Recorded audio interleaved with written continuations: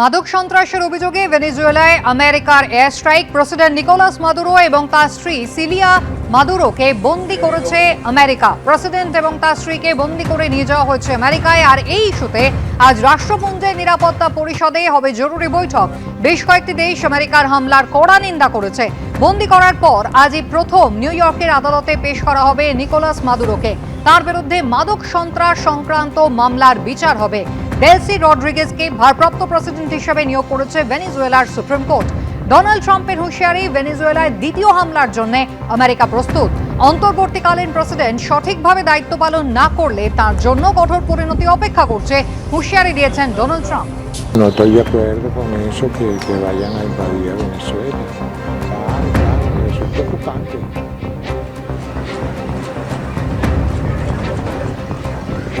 মাদক সন্ত্রাসের অভিযোগে ভেনেজুয়েলায় আমেরিকার এয়ার স্ট্রাইক এবং তারপরে প্রেসিডেন্ট সস্ত্রিক বন্দী হয়েছেন আমেরিকার হাতে। আজই তার রাষ্ট্রপুঞ্জের নিরাপত্তা পরিষদে এ নিয়ে রয়েছে জরুরি বৈঠক। বেশ কয়েকটি দেশ আমেরিকার হামলার কড়া নিন্দা করেছে। বন্দী করার পর আজই প্রথমবার নিউ ইয়র্কের আদালতে পেশ করা হবে সস্ত্রিক নিকোলাস মাদুরো।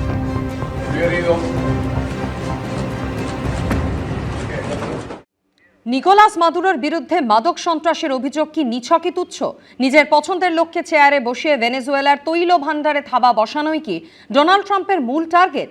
আমেরিকার এলিট বাহিনী ডেল্টা ফোর্সকে দিয়ে ভেনেজুয়েলায় আমেরিকার হামলা চালানোর বিষয়টি তারই সূচনা হিসেবে দেখছেন আন্তর্জাতিক সম্পর্ক বিশেষজ্ঞদের একাংশ।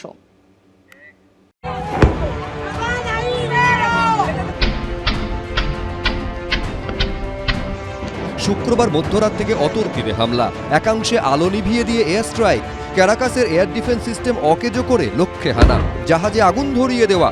ভেনেজুয়েলার ওপর ট্রাম্পের আগ্রাসন পৌঁছে গেছে চূড়ান্ত পর্যায়ে। কিন্তু কিভাবে ভেনেজুয়েলার প্রেসিডেন্টের দুর্গসম প্রাসাদে অভিযান চালালো আমেরিকা? এখানেই তাদের কৃতিত্ব দেখিয়েছে ডেল্টা ফোর্স। আমেরিকার সময় অনুযায়ী শুক্রবার রাত 10:45 নাগাদ আমেরিকার সেনাবাহিনীকে এই অপারেশনের জন্য সবুজ সংকেত দেন ট্রাম্প। পাঠানো হয় 150-র বেশি এয়ারক্রাফট, যার মধ্যে ছিল bomber, fighter jet, surveillance plane, helicopter. পাঠানো হয় ড্রোনও। ভেনেজুয়েলার রাজধানী ক্যারাকাসের বিস্তীর্ণ এলাকার বিদ্যুৎ সরবরাহ বন্ধ করে দেয় America.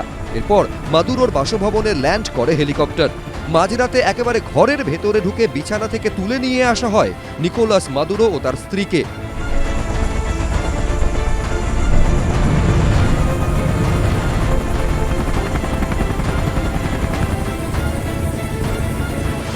Scary experience. I saw the helicopters. I saw the explosion, the fire going to the sky. We're sleeping normally, and we suddenly awake and saw the people yelling, "Get out! We are invading! We are under attack!" মুখে মাদক সন্ত্রাস আর বেআইনি অনুপ্রবেশের কথা বললেও আসলে Venezuela নিয়ে অন্য পরিকল্পনা রয়েছে কি ট্রাম্পের? কারণ ভেনেজুয়েলায় বিশ্বের সবচেয়ে বেশি অপরিশোধিত তেল মজুত রয়েছে। দক্ষিণ আমেরিকার এই দেশের সংরক্ষণে রয়েছে 30,000 কোটি ব্যারেল তেল, যা গোটা বিশ্বে মজুত তেলের 1/3। ভেনেজুয়েলার মোট রফতানির 95%ই হলো তেল। প্রতিদিন 30 লক্ষ ব্যারেল তেল উৎপাদন করে এই দেশ। মারাকাইবো, অ্যাপিওর, ওরিয়েন্টাল ও ফ্যালকনে ভেনেজুয়েলার মূল তৈল ভান্ডারগুলি রয়েছে। এরই সঙ্গে Venezuela organization of petroleum exporting countries বা ওপেকের প্রতিষ্ঠাতা সদস্য। এই বিপুল পরিমাণ তেলের ভান্ডার কি দখল করায় ট্রাম্পের অন্যতম উদ্দেশ্য? Maduro and Flores have been indicted in the Southern District of New York. We're going to take a lot of money out so that we can take care of the country. We'll run it properly. We'll run it professionally. We'll have the greatest oil companies in the world go in and invest billions and billions of dollars and take out money, use that money in Venezuela. And the biggest beneficiary are going to be the people of Venezuela. কিন্তু America কোন অধিকারে অন্য একটা দেশকে চালাবে? আদতে কি ভেনেজুয়েলার তেলের ভান্ডারগুলি দখল করাই উদ্দেশ্য?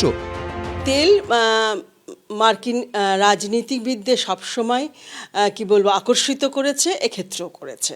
খনিজ তেলের ক্ষেত্রে তার নিজেরও কিন্তু পর্যাপ্ত পরিমাণে তার নিজের দেশে রয়েছে, কিন্তু তেল আহরণের মাধ্যমে তেল দখলদারির মধ্যে দিয়ে সে বিশ্ব রাজনীতিকে বারংবার নিয়ন্ত্রণ করতে চেয়েছে।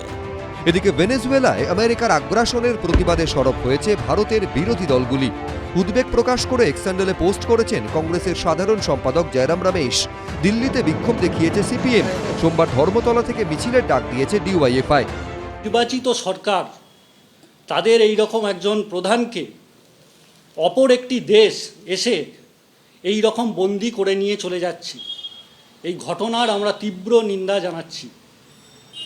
আমরা দেখতে পাচ্ছি যে এই সময়ে মধ্যপ্রাচ্য থেকে আরম্ভ করে যদি দক্ষিণ আমেরিকার দিকে তাকাই, তার যে তেলের ভাণ্ডার, বিপুল খনিজ সম্পদ, তার ওপর যে ব্যাপকভাবে আসলে আক্রমণ এই কারণে তাদের লক্ষ্যটা হচ্ছে লুটের রাজনীতি।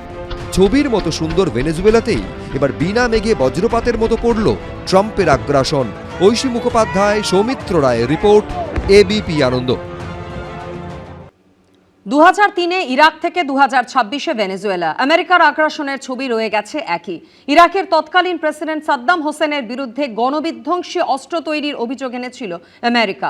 আর এবার ভেনেজুয়েলার প্রেসিডেন্টের বিরুদ্ধে মাদক সন্ত্রাসের অভিযোগ তুললেন ডোনাল্ড ট্রাম্প। আজ ভেনেজুয়েলা, 23 বছর আগে ইরাক। সেই সময় আমেরিকার মসনদে ছিলেন জর্জ ডব্লিউ বুশ। আর আজ ডোনাল্ড ট্রাম্প। বিশ্ব রাজনীতিতে বারবার ঘুরে ফিরে এসেছে আমেরিকার আগ্রাসন। 2003 সালের 20 মার্চ অপারেশন ইরাকি ফ্রিডম শুরু করে আমেরিকা। লক্ষ্য ছিল সাদ্দাম হোসেনের সরকারকে উৎখাত করা। প্রায় 1 মাস ধরে চলেছিল সেই অপারেশন।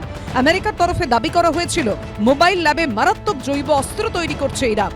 যদিও পরে তা প্রমাণ করতে পারেনি আমেরিকা।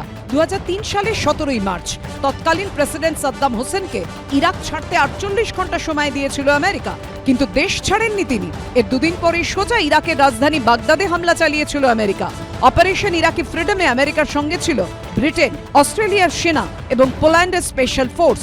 2003 সালে 1 মাস ব্যাপী অপারেশন চালানোর পরও ইরাক থেকে সেনা প্রত্যাহার করেনি আমেরিকা। 2011 সাল পর্যন্ত সেখানে রেখে দেওয়া হয়েছিল মার্কিন সেনাবাহিনীকে। আর মার্কিন সেনা ইরাকে থাকাকালীনই প্রকাশ্যে ফাঁসি দেওয়া হয় সাদ্দাম হোসেনকে। ভেনেজুয়েলার আমেরিকার আগ্রাসনের পর আন্তর্জাতিক মহলে ঘুরে ফিরে উঠে আসছে ইরাকের প্রসঙ্গ। ইরাকের ঘটনাটাই অন্তত একটা ভনিতা ছিল, একটা মিথ্যে ছিল, একটা জাতিপুঞ্জকে দেখানোর একটা ব্যাপার ছিল। এই ঘটনায় সম্পূর্ণভাবে আমেরিকা দেখালো যে আমি হচ্ছি একনায়ক, আমি যখন যা ইচ্ছা তাই করতে পারি, এবং সেখানে কোনো দেশের সার্বভৌমত্ব, কোনো দেশ, আন্তর্জাতিক আইন, জাতিপুঞ্জ, এগুলো কোনো কিছু ম্যাটার করে না।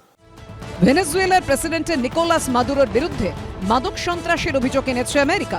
আমেরিকার দাবি কলম্বিয়ান গেরিলা বাহিনীর সঙ্গে হাত মিলিয়ে আমেরিকায় মাদক পাচার করে চলেছেন ভেনেজুয়েলার প্রেসিডেন্ট। এই অভিযোগকে সামনে রেখেই বিরাট সামরিক প্রস্তুতি নিয়ে রাতের অন্ধকারে ভেনেজুয়েলায় হামলা চালালো ট্রাম্প প্রশাসন। ব্রুকলিনে তুলে নিয়ে এসে সস্ত্রীক বন্দী করে রাখা হলো নিকোলাস মাদুরোকে। ইস্যু আলাদা হলেও ইরাকের ধাঁচেই ভেনেজুয়েলাতে আমেরিকার আগ্রাসন দেখল গোটা বিশ্ব। ইরাক, তারপরে চিলি, তারপরে পানামা, 3টে দেশকেই আমেরিকা দখল করে নিয়েছিল। এখন এই 3টে দেশ স্বাধীন হয়ে গেছে। 4 নম্বর হচ্ছে ভেনেজুয়েলা। লিবিয়ান ওয়ারে সাদ্দাম হোসেনের যে আর্মি ছিল, ওদের টপ জেনারেলসদের সাদ্দাম হোসেন খুব ভালো টাকা দিত। কিন্তু যখন ইউএসএ অ্যাটাক করে, সাদ্দাম হোসেনের মিলিটারি একেবারে নিষ্ক্রিয় হয়ে যায়। আর ইউএসএ ইরাককে দখল করে নেয় 48-72 ঘন্টার মধ্যে। সেই জিনিসটা এখন এবার ভেনেজুয়েলায় হয়েছে। ইরাকে 45,000 সেনা পাঠিয়ে বুশকে সাহায্য করেছিল ব্রিটেন। আর ভেনেজুয়েলার ক্ষেত্রে নিকোলাস মাদুরোকে প্রথম থেকেই তারা অবৈধ প্রেসিডেন্ট হিসেবে মনে করে আসছিল। যদিও এবার তারা চাইছে শান্তিতেই যেন ভেনেজুয়েলায় ক্ষমতা হস্তান্তর হয়। সুদীপ্ত আচার্য, সৌমিত্র রায় ও সন্দীপ সরকারের রিপোর্ট, এবিপি আনন্দ। এবিপি আনন্দ, এগিয়ে থাকে, এগিয়ে রাখে।